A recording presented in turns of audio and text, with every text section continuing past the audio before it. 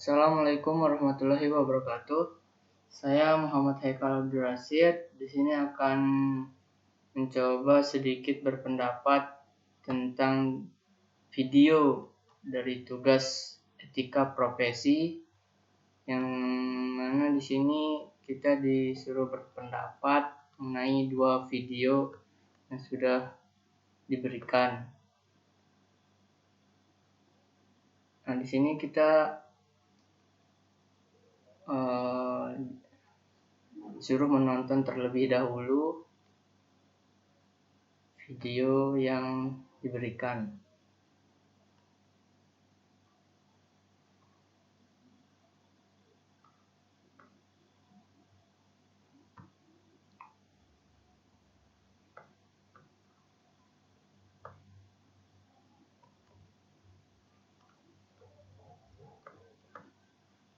Nah, ini untuk video pertama, kita mulai saja.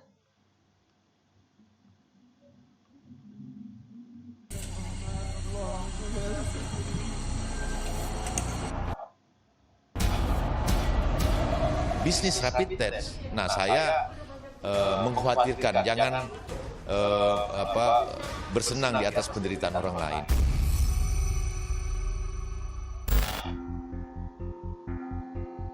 Hati-hati, beredar kabar belakangan ada rumah sakit yang terindikasi nakal.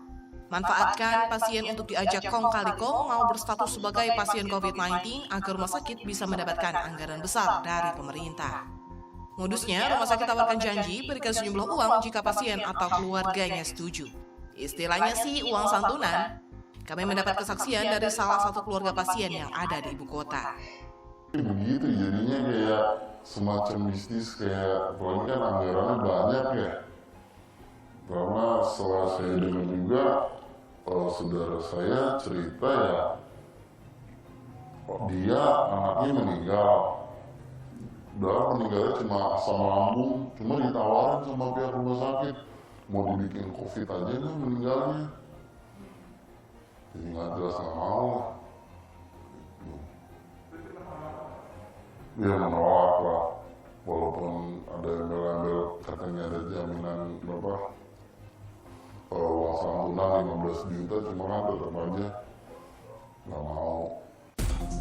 Atas kesaksian ini, tim kami sudah berupaya mengklarifikasi ke pihak rumah sakit yang disebut saksi. Namun hingga berita ini ditayangkan, pihak rumah sakit belum juga memberikan keterangan. Indikasi serupa juga pernah dilontarkan Ketua Badan Anggaran DPR RI Said Abdullah pada rapat bersama Rabu pekan lalu. Ia sebutkan salah satu rumah sakit di Ciamis, Jawa Barat juga nakal.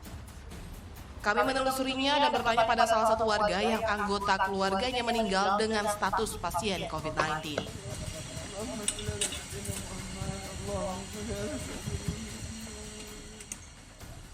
Prayudi, warga Ciamis ini baru saja kehilangan sang istri. Sebelum dinyatakan terkonfirmasi COVID-19, istrinya divonis menderita tumor otak. Sebenarnya kan karena penyakit tumor, tapi kan karena terlalu lama dirawat di rumah sakit, ada kemungkinan terpaparnya di rumah sakit gitu. Sepeser pun nggak ada. Bahkan kami di sini setelah setelah diisolasi di sini, setelah menjalani tes swab di sini, malah kita dengar di daerah Pasaran Panjalu gitu, kita katanya ada isu keluarga menerima uang dari pemerintah gitu. Wah, itu bohong besar gitu.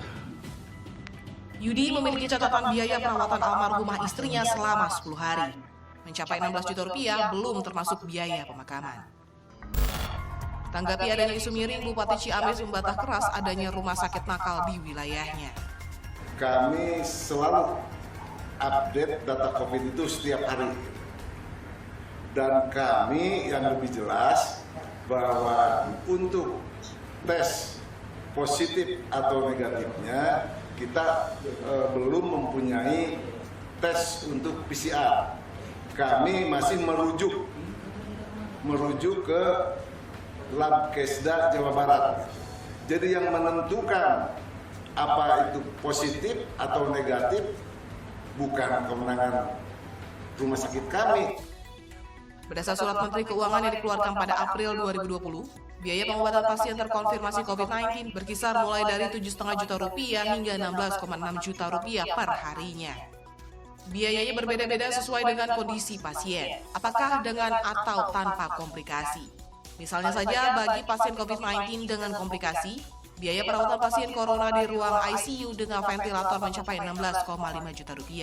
Jika tanpa ventilator, Rp12,5 juta. Maka bisa dibayangkan jika satu pasien saja mesti dirawat minimal 10 hari, biayanya sudah mencapai 100 juta lebih. Pemerintah pun tekankan pasien yang terkonfirmasi COVID-19 biaya perawatannya ditanggung dengan klaim ke BPJS Kesehatan. Maka pastinya anggaran penanganan pasien corona ini pun disiapkan besar oleh pemerintah pusat. Apakah gara-gara ini rumah sakit mulai cari celah? Menteri Kesehatan Terawan Agus Putranto yakinkan semua rumah sakit punya etika baik. Jika memang menemukan indikasi nakal, maka Kementerian Kesehatan pun siap menerima aduannya.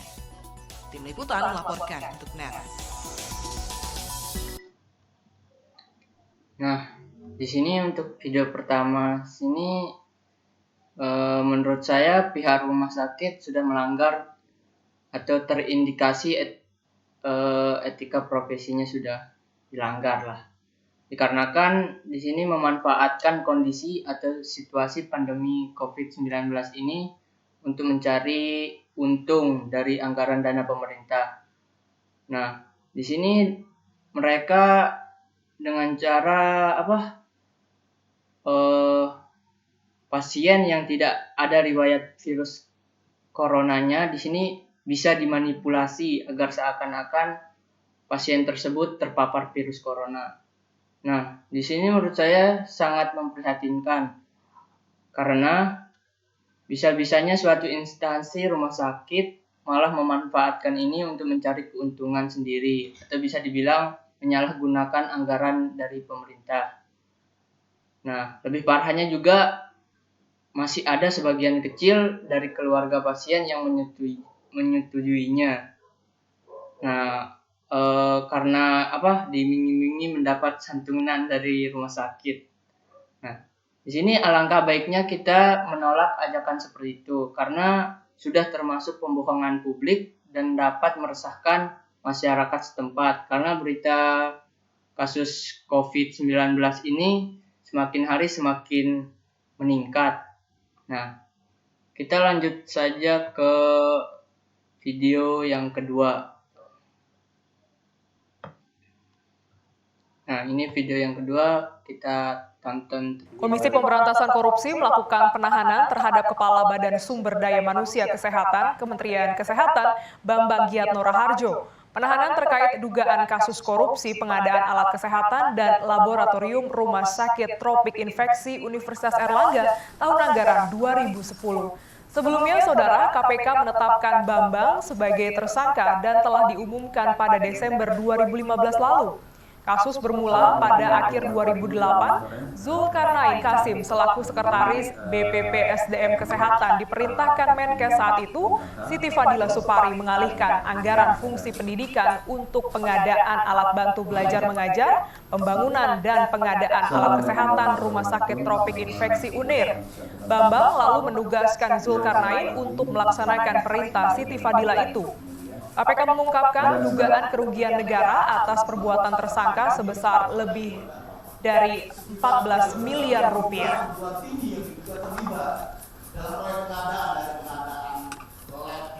Hari ini tersangka BGR, Kepala Badan Pengembangan dan Pemberdayaan Sumber Daya Manusia Kesehatan Kementerian Kesehatan terkait dugaan tindak pidana korupsi dalam pengadaan peralatan kesehatan dan laboratorium RS Tropik Infeksi di Universitas Airlangga tahap 1 dan 2 tahun anggaran 2010.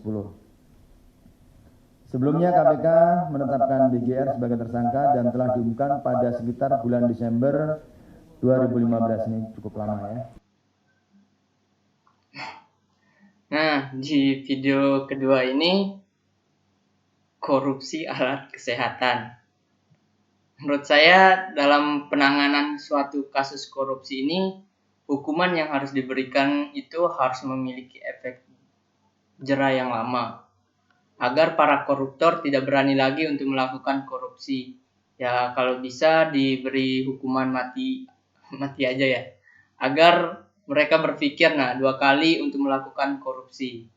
Nah, pada video kedua ini Bapak Bambang Gianto Harjo malah menyalahgunakan jabatannya untuk melakukan tindakan yang mana sudah jelas melanggar kode etik profesinya dan juga merugikan negara cukup besar, mencapai lebih dari 14 miliar. Nah, solusi untuk menangani kasus korupsi di sini dengan cara menegakkan hukum secara tegas dan tanpa memandang bulu ataupun jabatannya. Cuma saja di sini kalau hukum di Indonesia dibuat hanya untuk dilanggar.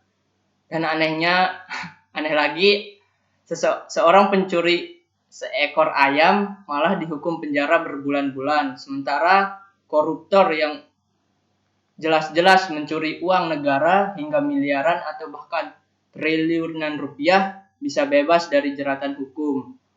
Hukum baru bisa berfungsi sebagai hukum jika diterapkan secara tegas dan tanpa pandang bulu atau jabatan dari seseorang.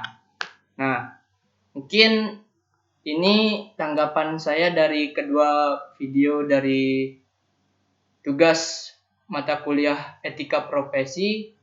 Nah, mungkin ada kata-kata yang salah, harap dimaklumi karena di sini saya masih belajar. Nah, sekian dari saya, Muhammad Haikal Abdul Rashid, pamit undur diri. Wassalamualaikum warahmatullahi wabarakatuh.